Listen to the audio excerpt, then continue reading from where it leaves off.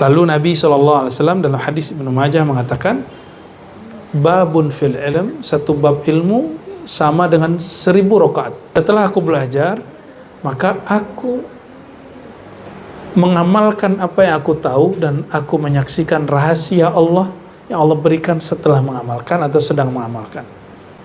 Gak usah ribet-ribet ngamalin, itu aja tuh.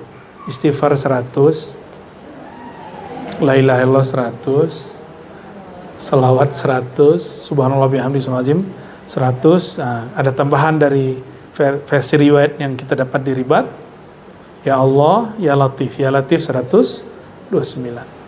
Orang kalau udah zikir khafi, hafalannya tambah cepat. Kalau udah belajar zikir qalbu, hafalannya tambah cepat.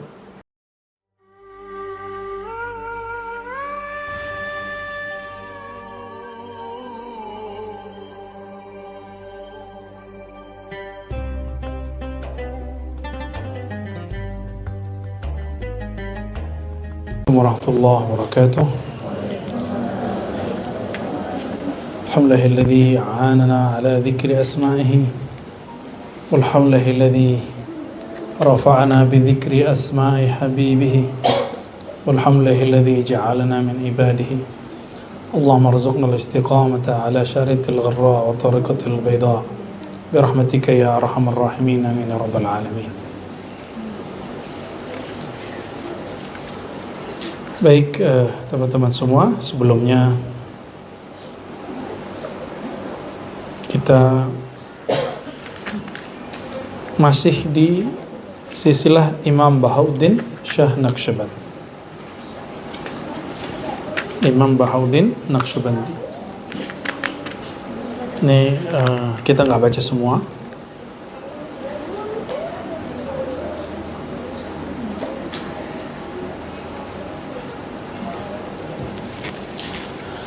Sekarang kita masuk ke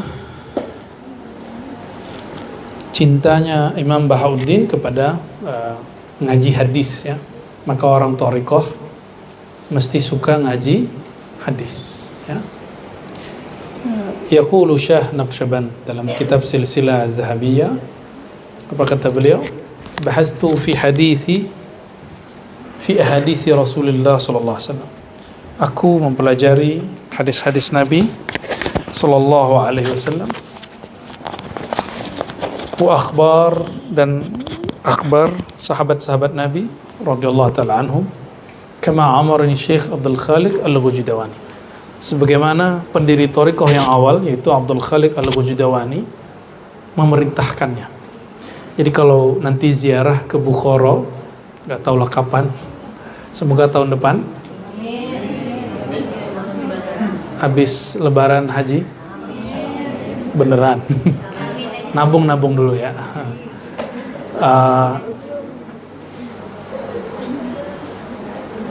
Pertama nyampe di Uzbek itu Tashkent, terbang sekali lagi ke Uzbek, dari Uzbek ke Tashkent ke Bukhara.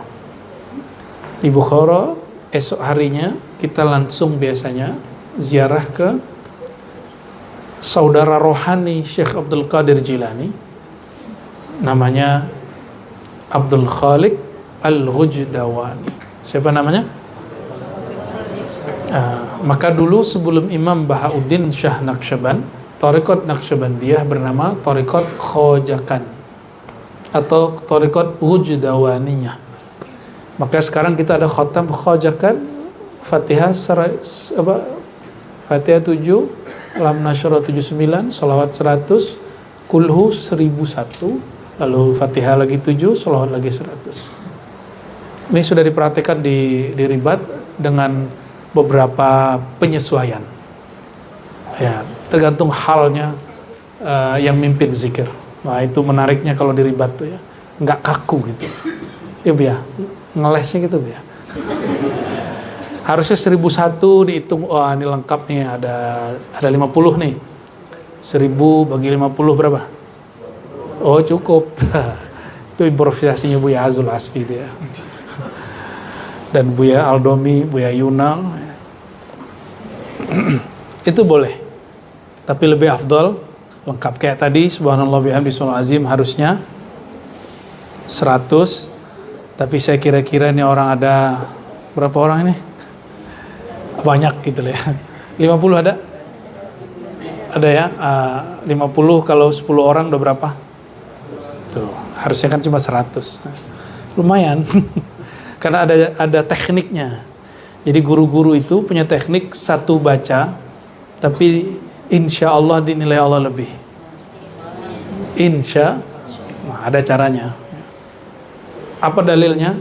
Ada sebuah hadis, ketika ada orang alim tidur, ada orang jahil sholat, syaitan takutnya yang mana? Takutnya yang alim tidur.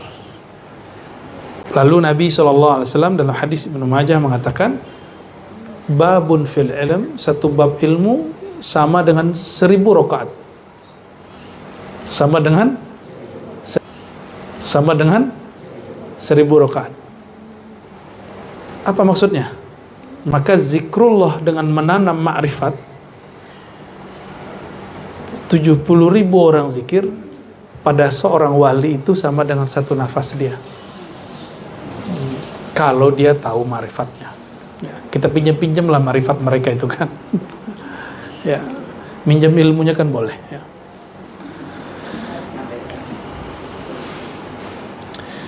Walazamtu majalisal ulama wa darastul hadis. Kata Imam Muhammad Bahauddin Syah Naqsyaband. Jadi beliau ini kata kota Bukhara, maka beliau boleh disebut Al-Bukhari juga. Tapi bukan Imam Bukhari ya. Kata beliau, aku juga rutin ngaji kepada majelis ulama, majelis ulama, kajian-kajian hadis. Ya. Sehingga beliau hafal hadis, hafal riwayat-riwayat sahabat. Ya, dan alhamdulillah ini sebagai tahdus bin ni'mah, rasa syukur kepada Allah, kami mulai disiplin ngaji hadis 2004 sampai 2019, 2020 masih ada kita buat kajian hadis bahasa Arab ya, online. Ada yang pernah ikut nggak? Yang online dulu ya, masih buat online. Pas pandemi pun kita masih buat online.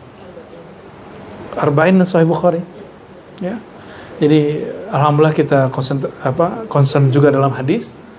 Dan tadi kitab yang tadi sebenarnya kitab tentang sejarah Nabi, tapi dengan cara sistematika ahli hadis.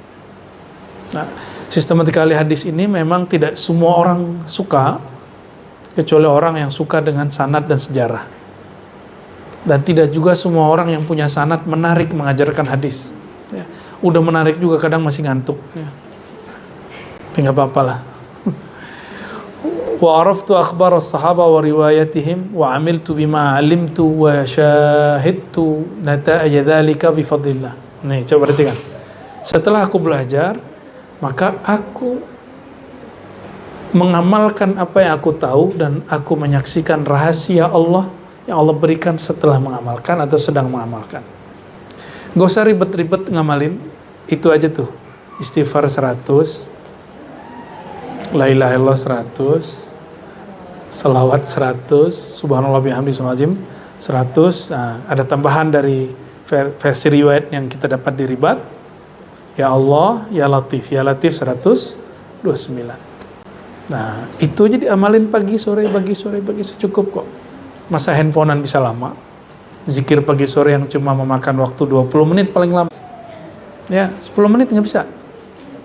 Dan belajar kepada ahli hadis ya. Kata beliau, disebutkan di sini, beliau khidmu taqiyata ya, wa yadimu ala tahsilul ulum, kuntu akhudh min asy-syekh Daygharani.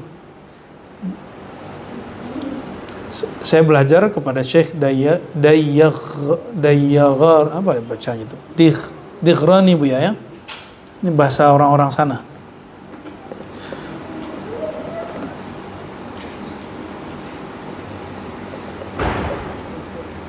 Dan masih banyak ya. Jadi beliau bahkan mengikuti pola. Ada imam yang menggabungkan antara tasawuf dengan hadis. Namanya Imam Al-Hakim At-Tirmizi. Yang kita sudah belajar kitabnya dan khatam. Masih ingat? Kitab Khatmul Aulia. Nah, beliau punya kitab Khatmul Aulia, hadisnya Itu sama, guru dia itu guru Imam Bukhari.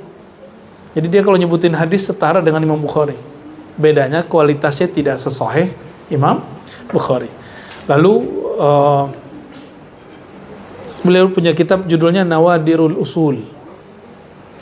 Namun karena beliau nulis tetap kitab tentang kewalian, banyak ahli hadis tidak senang kepadanya dan menuduh dia zindik. Tapi hari ini yang di kampus tahu satu ilmu namanya Maqasidus Syariah. Ya, penemu Maqasidus Syariah sekarang mengatakan apa? Maqasidus Syariah sudah mulai dibuka oleh Hakim Tirmizi lalu mati suri. Beliau wafatnya tahun 300-an. 300-an, ya. 300 setelah sebelum Imam Asy'ari. Imam Asy'ari 324, dia 4 tahun sebelum itu. Imam Hakim At-Tirmizi, beliau mengumpulkan hadis lalu menjelaskan, khusus ngambil hadis-hadis yang disebut hadis-hadis kewalian. Nah, kalau di Quran itu ada namanya tafsir juz'i, tafsir tematik, maudhu'i. Ternyata Imam Tirmizi, Hakim Tirmizi, bukan Tirmizi yang Sunan Tirmizi, sudah memulai syarah hadis tematik. Orang belum mikirin, sekarang yang baru muncul tafsir Quran tematik, tema per tema. Jadi misalnya ada ahli fisika ingin menafsir Quran, maka dia ngobrol lah dengan ahli Quran. Nanti mereka rembuk berdua buat tulisan bersama, itu namanya tafsir saintis tematik. Tema-temanya sains. Boleh. Jadi hari ini menjadi ahli tafsir nggak mesti hafal alfiyah, nggak mesti hafal alfiyah. Kalian yang ahli umum ini bisa join dengan orang yang pakar alfiyah, yang ngerti nahu dan sharaf. Kalau nggak nanti jadi saraf. Seperti Syahrur, zuyyina linnas hubbus syahawati minan nisa'i wal bani. Ni, kata dia, bukan banina. Apa terjemahan dia? Bangunan. Manusia itu dihiasi dengan kesukaan kepada lawan jenis dan rumah, bangunan. Begitu ayatnya. Memang begitu ayatnya. Wal banina atau wal banini? Wal banina, anak. Tapi Syahrur menerjemahkan wal banini. Pas dicek ternyata doktornya insinyur, arsitek. Jadi senengnya yang berbau berbau bangunan, ya. Lumayan lah.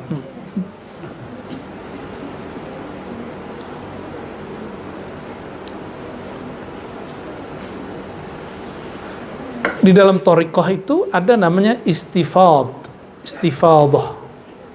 mengambil faid, limpahan rohani. Nah, itu yang kita lakukan ketika melakukan zikir diam. Jadi kalau zikir diam, tingkatkan nur Rasulullah SAW melalui guru kita terus sampai ke dalam diri kita. Itu caranya. Jadi kalau diam ngapain? Baca nama Allah, lalu itikadkan nurullah, nur Muhammad SAW mengalir dari baginda terus ke silsilah guru kita. Kalau nggak tahu langsung aja guru kita. Itikadkan ngalir ke diri kita, masuk gitu. Itu namanya istifadah, ya. Istifadah pakai dha. Kalau istifadah pakai akal, mengambil faedah dengan akal. Kalau istifadah dengan dhamir, dengan jiwa, dengan qalbu. Itu thariqahnya. Thariqah Naqsyabandi, Samaniyah, Syazili, mereka semua itu ada. Qadiri ada semua. Semua thariqah punya ilmu ini. Ya.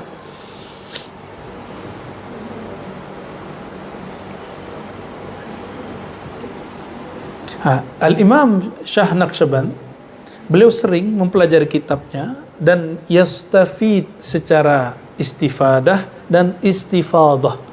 Dua-duanya, akalnya dan ruhnya, ya.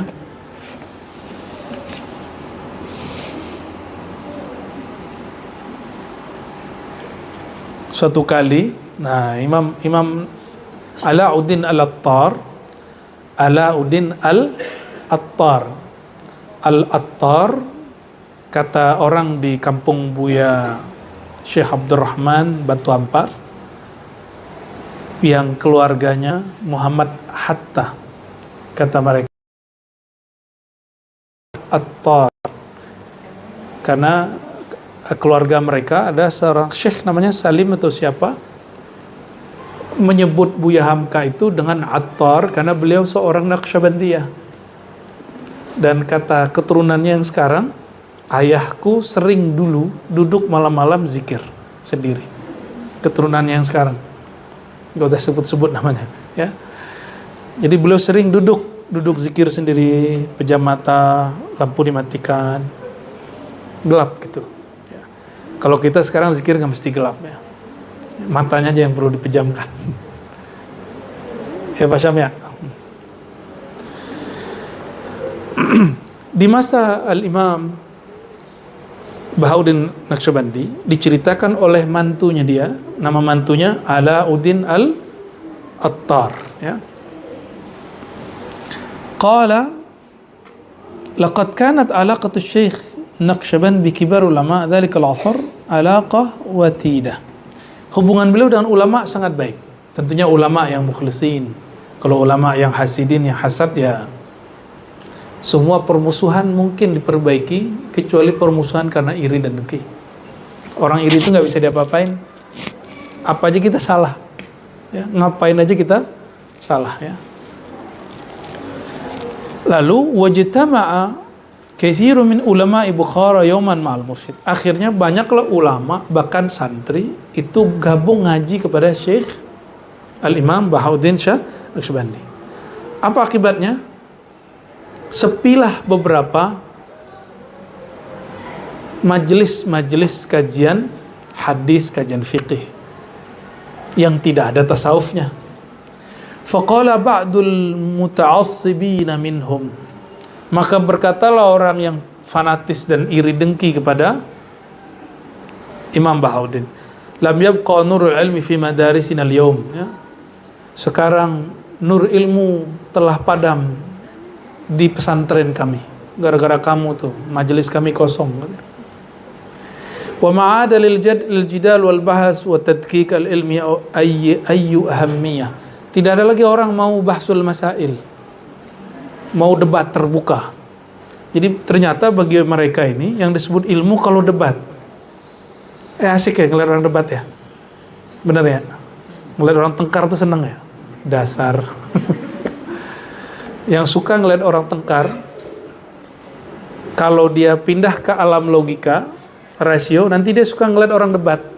Tengkar dalam dunia, nah, makanya seneng bener ngeliat podcast debat tuh. Heran gitu, ya. Ngeliat apa lagi? Yang di TV One itu? Nah, pada seneng, ya. Saya udah gak seneng. Ngeliat orang debat-debat gue udah gak seneng. Kita mah beda-beda aja. Apa kita beda harus berdebat? Kan mesti, ya. Lalu dari mana rumusnya? Berbeda itu nggak boleh. Kalau kita akidahnya sama, maka semua fatwanya harus sama. Kan nggak begitu, ya. Wa mala katsiru min at-talaba ila tariqikum wa taraku lazzatal ilm, ya. Sekarang banyak murid-murid kami cenderung ngaji ke tempat kamu. Jadi apa kata mereka? Kalau orang udah ngaji ke tempat kamu, udah nggak senang lagi hafal gitu, ya. Sama ada beberapa kiai nelpon saya, santrinya ikut ngaji tarekat. Apa kata dia? Enter hafalan murid saya gimana? Ntar hafalan murid saya gimana? Dia nggak tahu. Orang kalau udah zikir khafi, hafalannya tambah cepat. Kalau udah belajar zikir qalbu, hafalannya tambah cepat, ya. Saya mengalaminya. Tahu Bu Yasfi? Bu Yunal ngalami nggak? Kalau saya ngalami. Jadi setelah belajar zikir khafi, hafalan apa aja mudah, gitu. Nggak tahu kalau hafalan antumnya, emang dasarnya sudah jelek kali, ya.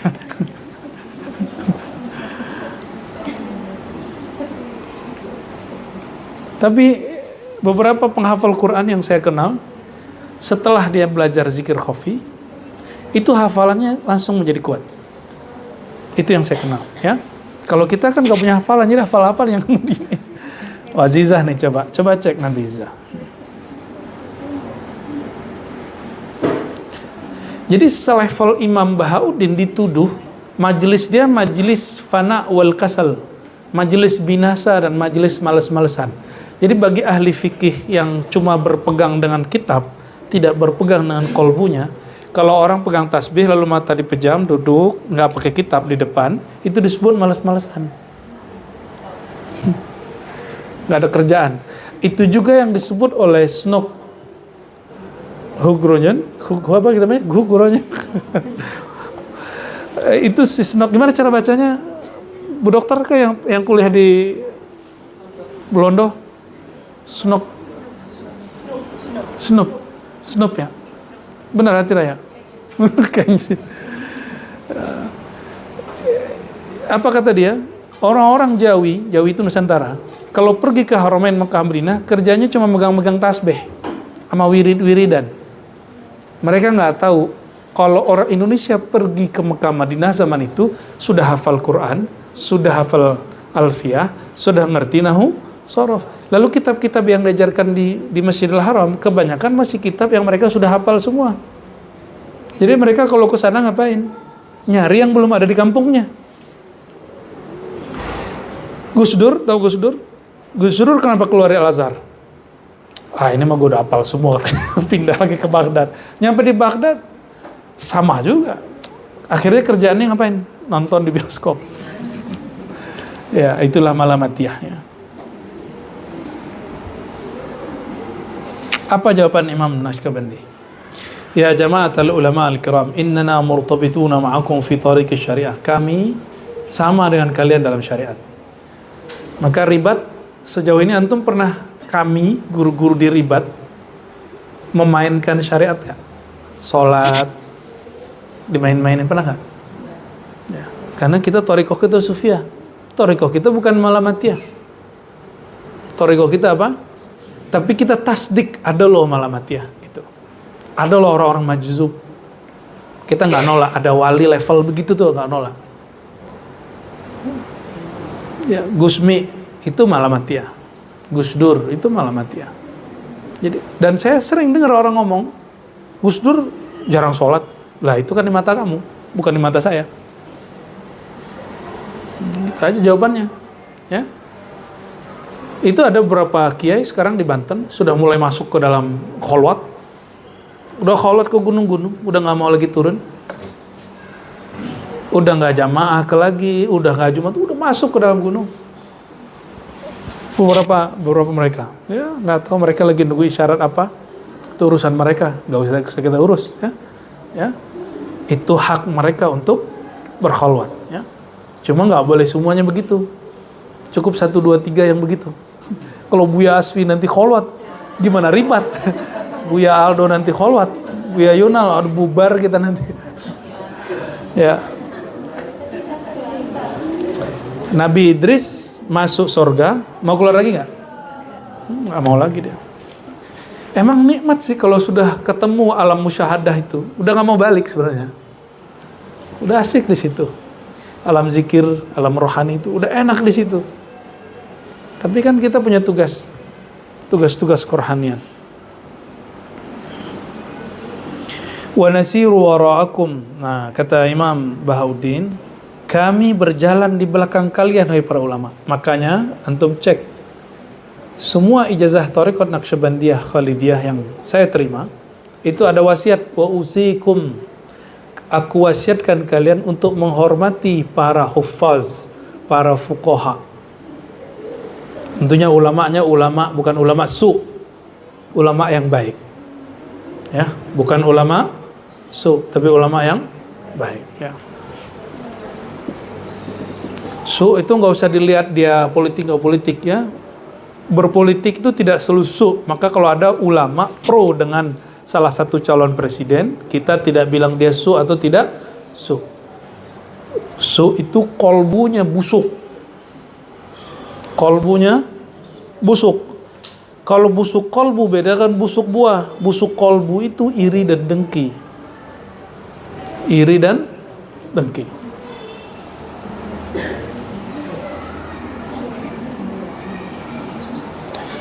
Dan bagaimana cara bersihin kolbu yang Ya, mereka ingkar dengan ilmu ini. Bertorikot cuma tabarukan. Bertorikot cuma tabaruk. Bisa nggak bersihin kolbu?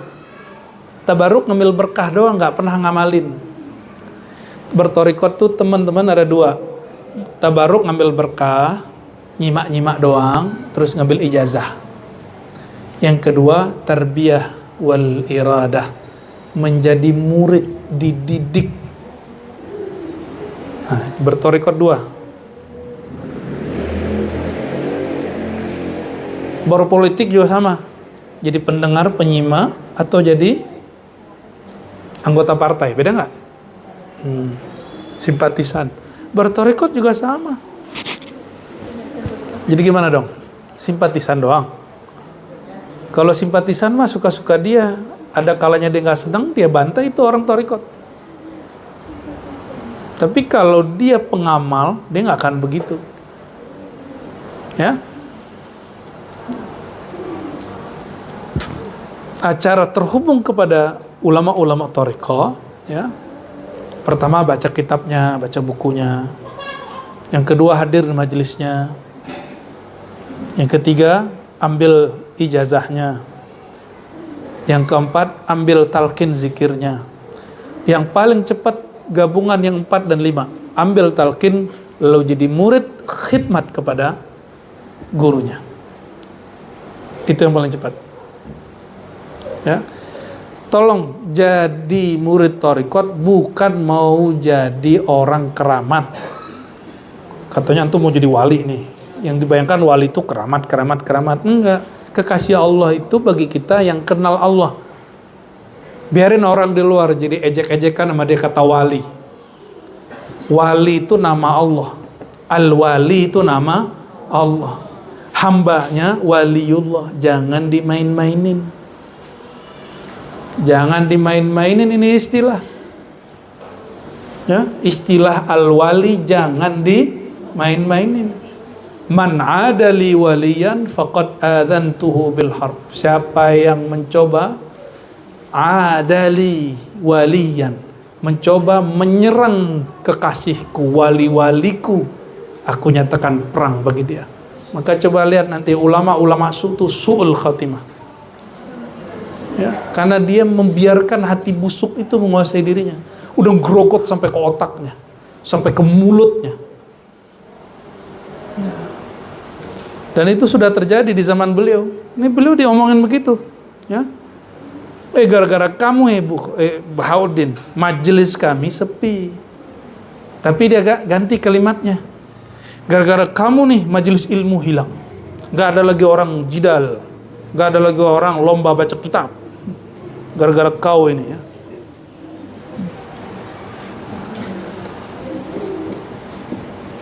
Apa jawaban beliau? Enggak. Ya jama'atul ulama al-kiram, wahai ulama al-kiram, innana murtabituna ma'akum fi tariqi syariah. Kita ini terhubung dalam syariat. Maka coba lihat doa kita kalau selesai zikir, salah satunya apa? Inna nas'aluka at-taubata wal inabata wal istiqamata ala syariatil gharra wa tariqatil bayda. Itu doa wajib dibaca oleh setiap mursyid. Ya Allah, kami memohon taubat, ya, taubah, inabah dan istiqamah dalam syariat dan menjalankan tariqat. Gitu kita doain semua. Maka kalau ada murid tarekat anti syariat, batal dia bertariqat. Ya. Tapi masyayikh kita mengatakan al-haqiqah aslun wa syariah far'un. Ini bukan usul fara' dalam usul fikih. Induk dari semua itu hakikat. Cabangnya adalah syariat. Maka syariat dari Nabi Adam sampai Nabi Isa, Nabi Muhammad itu berubah. Tapi hakikat la ilaha illallah berubah nggak? Nggak berubah. Yang diajarkan di thariqah apa? Hakikat la ilaha illallah.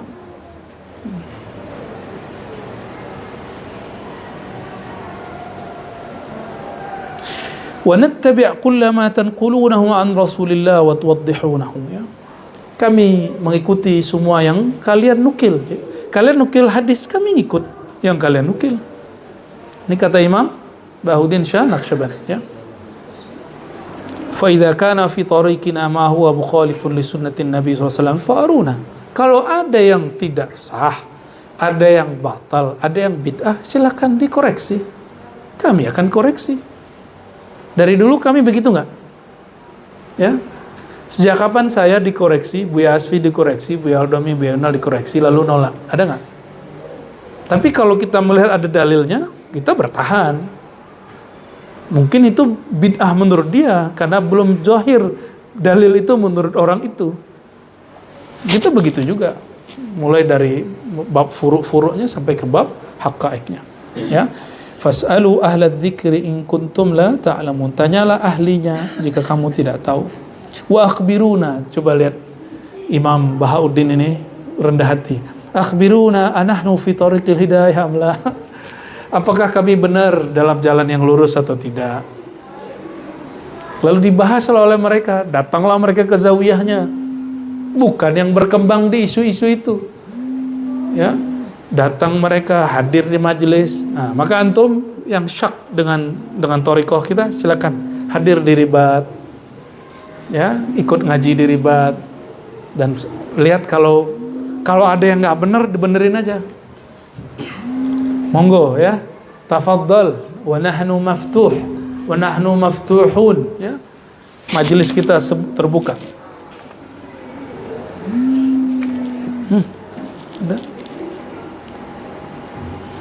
Ada alarm apa itu jam segini? Lalu ada seorang ulama berkalam, laqad bahasna fi tariqikum bidiqqah wa lam najid fihi illa ma yuwafiqu sunnat asy-syarifah. Kami telah bahas dan tidak ada yang melanggar syariah. Tapi berani juga ya orang itu, ya. Berani juga orang itu. Ya.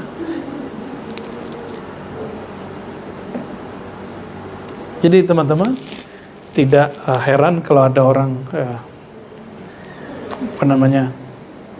syak dengan thariqah selevel Muhammad Bahauddin, ada yang syak kepada dia.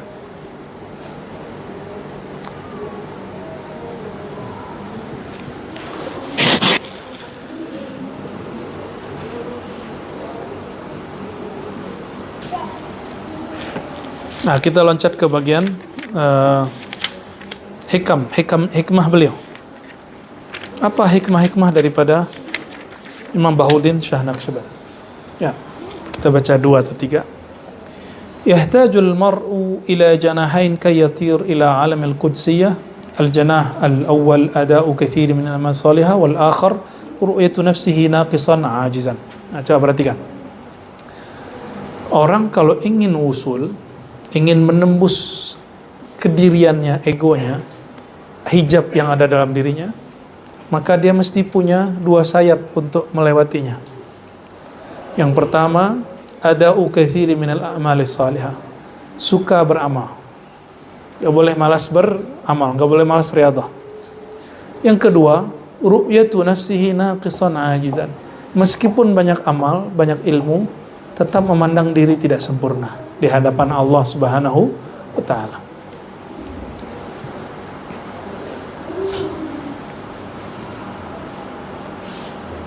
Lalu kata beliau, alaika bitamassuk bil lutfil ilahi wa ru'yati fadlihi wa qat'in nazari an jaza'il amali warmi ma sadara anka min sifatil kalami qawlan wa fi'lan fi bahril adam wa hafiz ala ru'yatil qusuri daiman.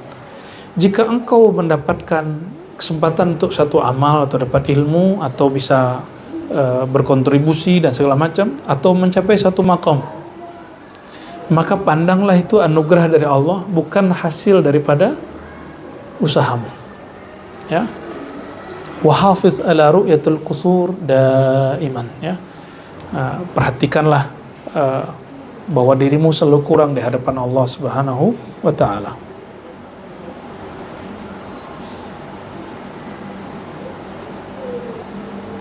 talqin zikir seperti ya ka hajr as-suwan alladhi tad'u fi yadil murid fayuhaddidu bi nafsihi an-natija ay ishghal fatil al-'ishqi bidzalika al-hajar aw adam ish'ali.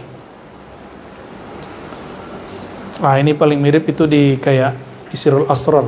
Jadi apa faedah talqin? Zikir kalau tidak ditalqinkan, semangat untuk mengamalkannya kurang. Ya, zikir kalau tidak ditalqinkan, tidak diijazahkan, semangat untuk mengamalkannya kurang. Ya.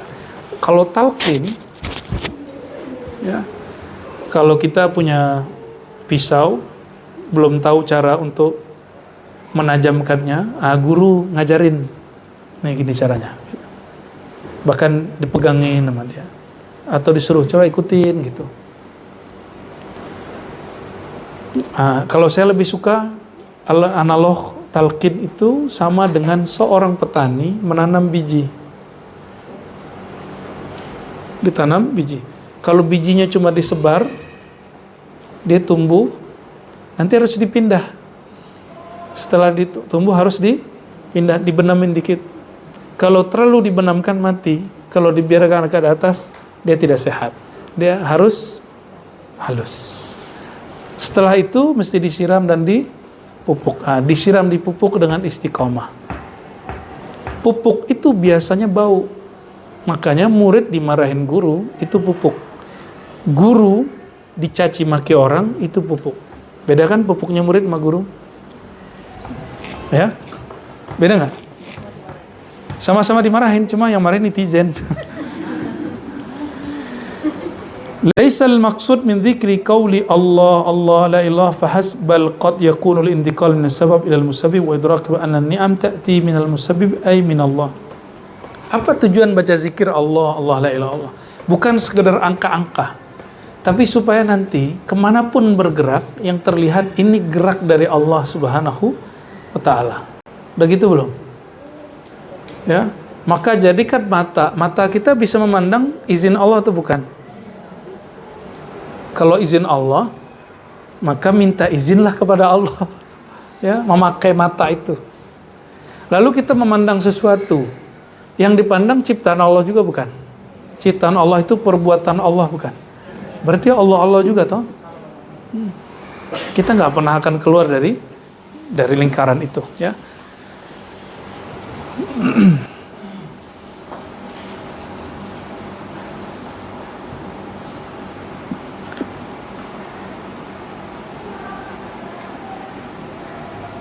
Oke, kita pindah ke kitab Mukhtasar Ihya.